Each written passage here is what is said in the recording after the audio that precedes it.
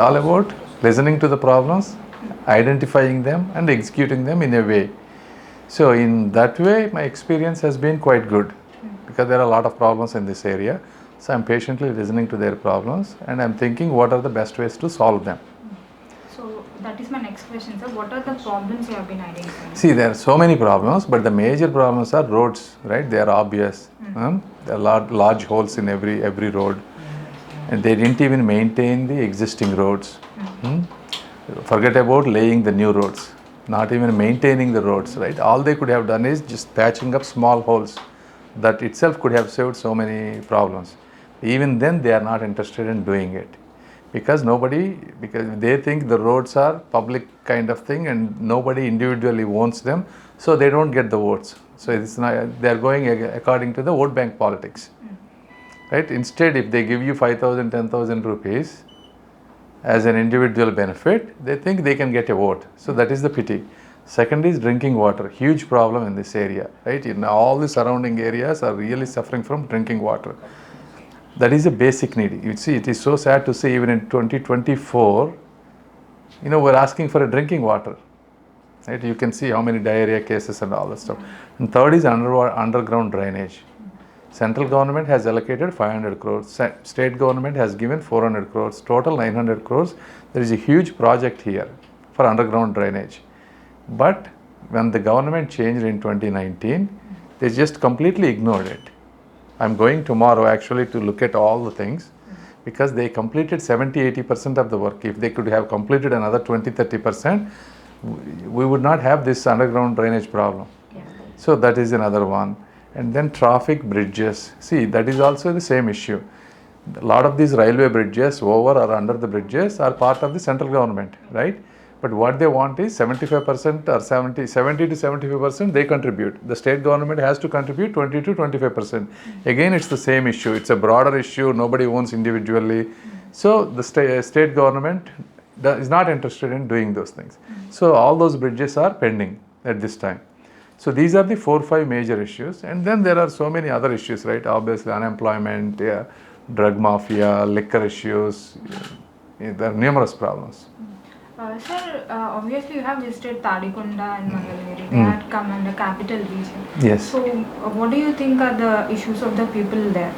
See, there also, right, in Tadikonda, obviously capital is one major issue. And the second, because the farmers have given so much land to the government, and a lot of poor people were supposed to work in those fields, right? So when TDP was there, they would be giving monthly certain amount of money, right? But once the YCP government came, for last 10 months, they didn't even pay a single rupee of that. For the poor people, I'm not talking about the people who have given the lands, right? Tenant farmers. Yes, exactly, those people. So now they are giving because the elections are coming. So all these 4 years they suffered. And again, drinking water is a huge problem in that area because what happened, some of these bigger ponds, they dried them so that they can take the gravel out of it. So there is a huge drinking water problem. And then the farmers also didn't get the right amount of the water for the mirchi, chilies, right? For chilies they didn't get. So all those chilies were so tiny and thin, and farmers are losing so much money. Quality is gone down, so the price will go down, right? Obviously. So they have these farmer issues, they have these drinking water issues, they have these daily living wages, and then in this area there are so many construction workers. The entire construction industry has collapsed, right? So all those workers got affected, and then people who wanted to be part of that construction, they bought tractors, they bought tippers and all those things, right? And all those they have to pay the loans on them, interest on them. So everything has been destroyed. So there are numerous problems in that area as well. So the YSRC leaders, obviously they are pitching on their welfare schemes. So do you think that it will work in this election? No, see, there are always 20-30% of the people, they are below poverty line. For them, and a lot of them, like especially elderly women and other people, for them some of these programs would work and they will vote for him. But that won't be enough for him to win the elections. So 30-35% voting he may get it. But large section of the people are looking for overall development in addition to these welfare schemes, which is obviously lacking. So do you think the development is nil? Where is the development? I haven't seen, not a single road, not a single new construction has been built here, not a single new industry has come, not a single new job has come, other than these 5,000 rupees volunteer jobs. There is not a single job. 5,000 rupees, how can a person live in the today's prices and inflation, right? So absolutely, I don't see any development, and you can see that public anger as you go through the rallies and other stuff. So how is the response from the local leaders? And I mean, have you coordinated with them? Yeah, absolutely. See, we are now forming alliance with BJP, Janasena and TDP, right? Especially Janasena people, they have also been working so much for the last 4-5 years, not 4, 5, 10 years. They all wanted to contest as well. See, majority of the people did not get the seats. So there is always some initial friction, but we are talking to most of them, and all these issues will be sorted out. Majority has been sorted out in couple days. Small things will go away as well. Okay. So what is your strategy for winning this election? My strategy, winning this election, is all about being honest, telling them my background. All I want them to, I'm 47 and my life has been an open book. Everybody knows what I have been through in the last 46 years. They can see how much I worked hard and how I came up, and how I represented the Telugu pride around the world. If that is the DNA that I have, and obviously I don't have a reason, I don't need to come here, right, to do the politics, right? I have enough money, I have enough fame, everything, all the luxuries that anybody could ask in this life. I have all of them. But now I forgot all of them, right? And then came here to work hard, right? You can see 40 degrees, I'm continuously morning to evening, I'm in the public. The reason is because I wanted to help the people, because it's not just me, everybody has to be happy and healthy and wealthy, right? So that is the whole idea. So you wanted to serve the people. Yes. Is it something you are interested from the get-go, or just... Yes, always, it's always been, right? So my entrepreneurship is nothing but sharing the knowledge that I had, right? That itself, the reason I started is not because I would make this humongous business at some point. The only thing I wanted is I wanted to share what I have, what I understood much better than other people taught me. So I wanted to give it back to them.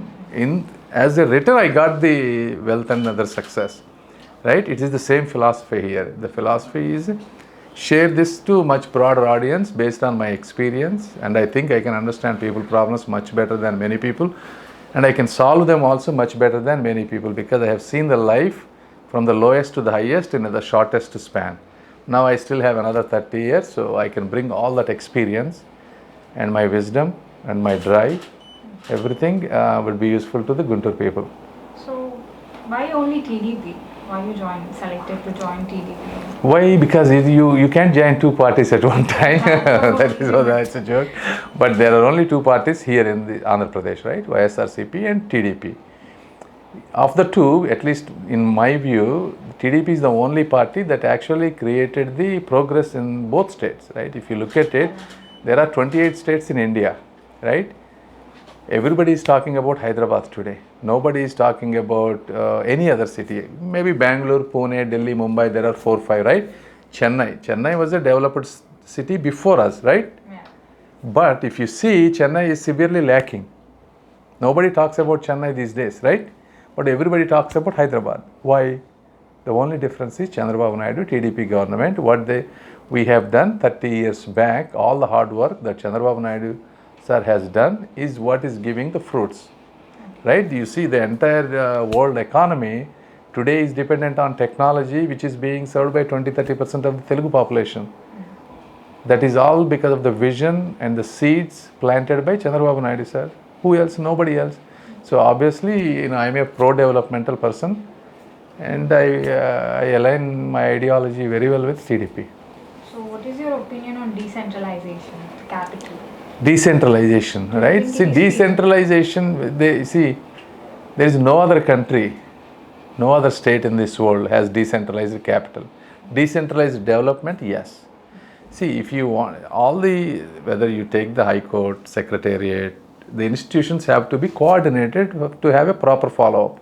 You can't go to Secretariat from Guntur and then to some other area, right? But if you want, the way Chandrababu Naidu sir has decided, right? If you look at all the car manufacturing, right? Anantapur, Kia, that is close to the Bangalore area. So if you develop that area for that kind of industrial hub, that will flourish there. You don't have to bring that same here. In this area, capital and other infrastructure, and other areas, ports and where you have, and the Vizag, international airport and all that stuff, where we can do the IT infrastructure, because there is already some IT. So that is the decentralized development.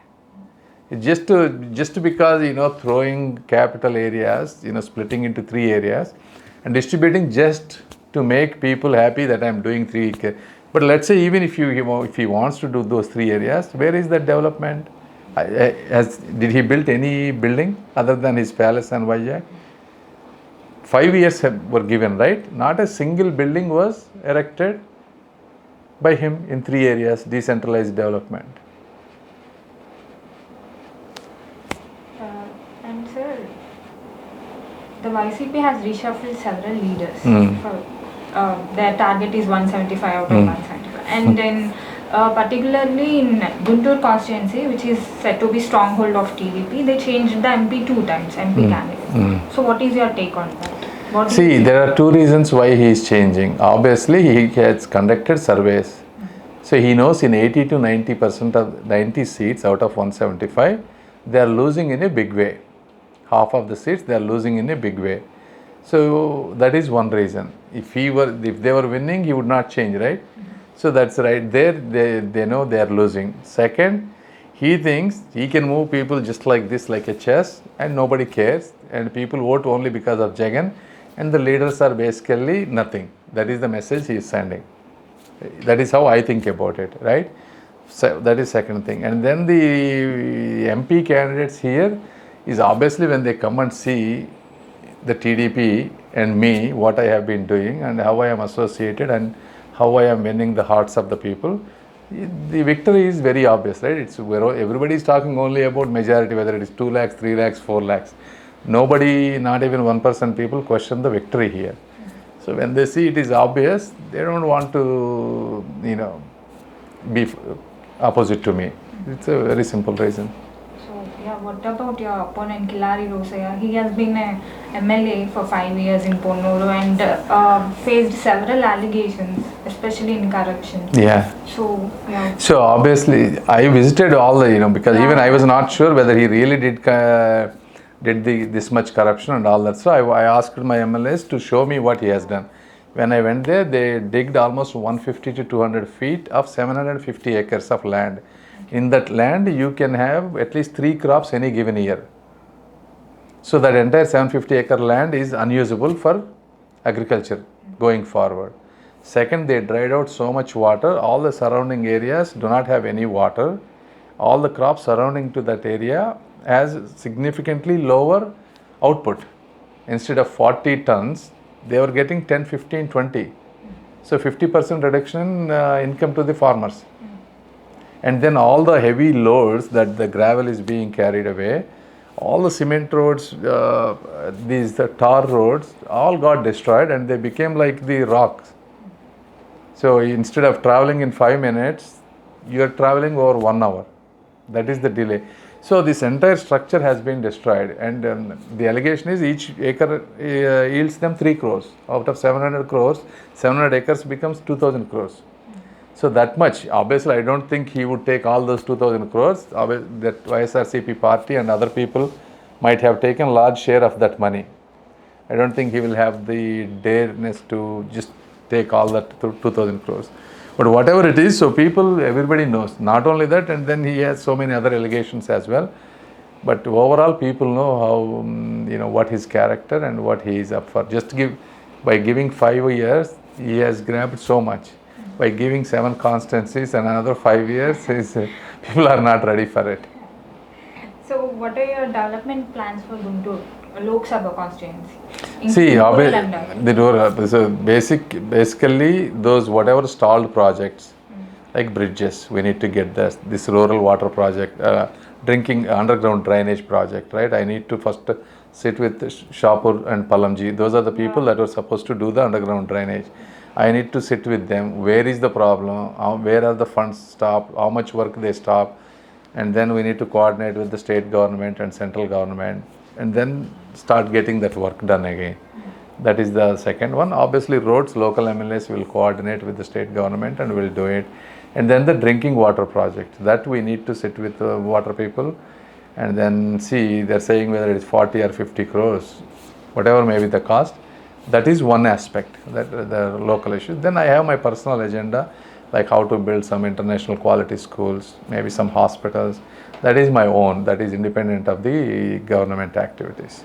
And then I also have like Muslim minorities, and I have to see, like a lot of women in the Muslim community, they don't go out of the houses, especially. And is there a way we can create some skill for them, like for working from home and distributing certain things, and see if we can increase their income. Like this, there are so many other small here and there activities that I'm planning to do. And then there is a startup. I wanted to reach out to all the engineering schools and other schools. Whoever is interested in creating entrepreneurship, will bring all of them into one platform. I'll take some classes, I'll use some of my funds, I'll bring some other international community people, create some startup fund, and maybe distribute small things, so that, see if there are 10-15 companies we can build out of it.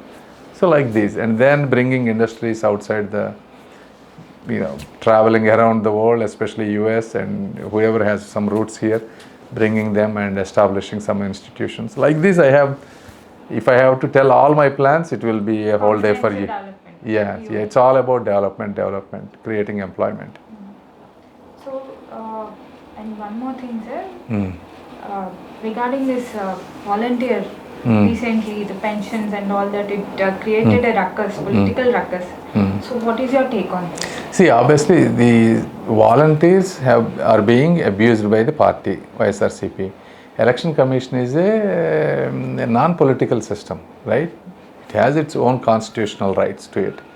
They have taken the decision. It's not the TDP that has taken the decision, right? And obviously the YSR Congress party people wanted to take it as an advantage. Right? What I would tell them is, before this government came, everybody got pensions. TDP gave 2,000 rupees pensions first day. Volunteers were not there, right? And in Telangana, there are no volunteers. People are getting pensions. Rest of the India, there are no volunteers. Everybody is also asking the same question. Yeah, every area they are getting. And then we have these other employees, right? Teachers. Jagan Mohan Reddy asks teachers to go and sell liquor shops, all those things, right? But he can't use any of these machinery to distribute pensions. This side. So what they have taken is, they wanted to create social media publicity. So they intentionally made older people to wait in this 40 degrees centigrade. And again, using this illegal money. By using that illegal money, he is managing all the media and social media, and he is distributing. But I think people are smart, they will figure it out. So, and the one thing is, the YC leaders, they are saying that they are local and they can understand the problems very well. And obviously they are saying that you are non-local and you can't work better than them. Yeah, where is the, I'm telling you, so you can, the only answer is whoever is Roseya and me, right? He's local to grab. Right? He started with $2,000 debt, right? He took public money of 2,000 crores, right? I haven't taken, I have given for the last 10 years to the community, right? Either water supply, all that stuff that I have been doing in Palnadu area and other areas, right? I had zero to start with, and he has minus 2,000 crores, right? If he is local is for what? To help people, right? Not to destroy the nature, correct? That is one. Second, I told you, right, all the problems, right? He has been here for 5 years. I have only been here for 2 months, and I know all the problems and all the streets better than him. And I am ready for public debate. If he wants to come, let's fight on, let's talk about the local problems. What are the local problems? How can he solve those? And I will also tell how can I solve the local problems. So people will know whether I am local or non-local. So regarding this underground drainage works, the YSRC leaders, what they are claiming is the TDP government themselves couldn't complete the works, and that's why the road system was completely destroyed, and they have laid new roads with rupees 400 crores nearly in Guntur city alone. Okay, so let's say what they said is true. Okay, TDP could not complete the underground according to them. So what were you doing for the last 4 or 5 years? So if the another 5 years, let's say if they come another 10 years, they will continue to blame on the TDP that they have not completed. So people have to suffer another 5 years. Is that an excuse? If they have not completed, you should have talked to the Shapurji, or you should have given to the press why they haven't completed, and you should give an explanation, but you should continue the work, right? At the end of the day, it is not about you, it is not about us, it is about the people. People are suffering. Drinking water and underground drainage is a basic need. So that is not an excuse for anybody. Even if we come into the power, we cannot excuse just because they haven't completed. We have to complete whatever is the pending, the government. Government is a constitution. It's a public money. It is not YSRCP or TDP money. People are paying money through the taxes. So it is our responsibility to continue whatever it is, as long as it is legal and with good intentions. So last question, what do you think are your winning chances this time? My chances, 200%. Not a single. And TDP overall in the state? TDP is also, you will take my word, at least minimum 120 we will get it, under worst conditions. Best conditions, it will go to 150, 155. Okay, you are very confident about this. No, I'm not. I'm seeing the truth, right? Because I'm traveling, I'm campaigning more than any other candidate in the state. I see the people response. I know where we not getting votes, where we are getting it. 70-80% very positive response. Okay. Thank you, sir. Thank you.